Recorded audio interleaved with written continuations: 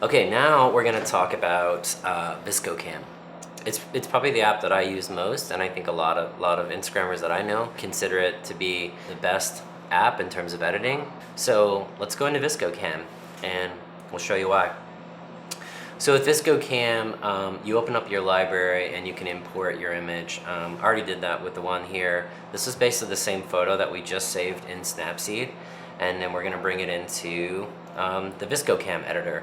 So the cool thing about the ViscoCam presets, we'll start with those, is that ViscoCam, which stands for Visual Supply Company, and what they've done with these presets is they've basically tried to recreate like a film effect when you're scrolling through these presets. So out of the box, it comes with a good starter kit, and then there's like all these additional presets that you can purchase on top of them.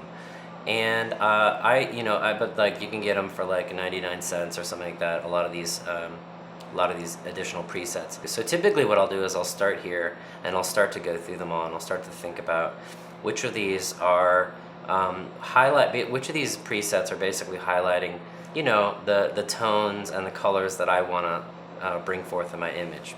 There's quite a few here that I like to use a lot. I think one of my favorites is M5, and I'm gonna start there. And what M5 does is it typically will brighten the image. Remember in Snapseed that I made some initial adjustments and actually like darkened the image? With M5, it's gonna kind of counterbalance that. So with all of the presets, you can actually adjust the opacity.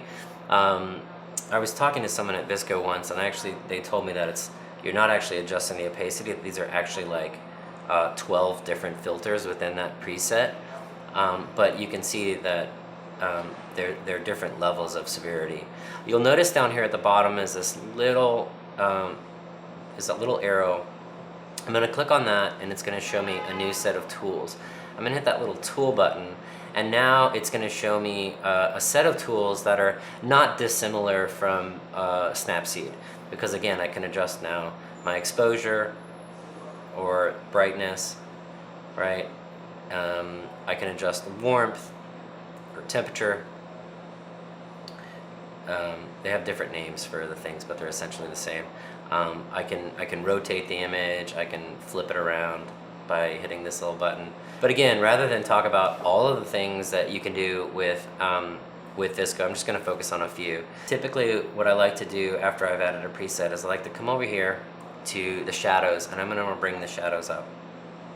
And that's going to brighten the image now considerably. What I'm going to do though is that's a little too bright for me. I'm going to counteract that by adjusting the contrast. I like my photos really contrasty, and I like my skies white, not blue. Again, this is my thing. Don't feel like it's like the gospel of like what you should be doing. Do whatever makes you feel good. I typically will bring the highlights up a little bit, and let's see what else. Normally with the temperature, I like to bring that down. If you find that your image is a little too blue or too purpley, you can come over to the tint and you can adjust that.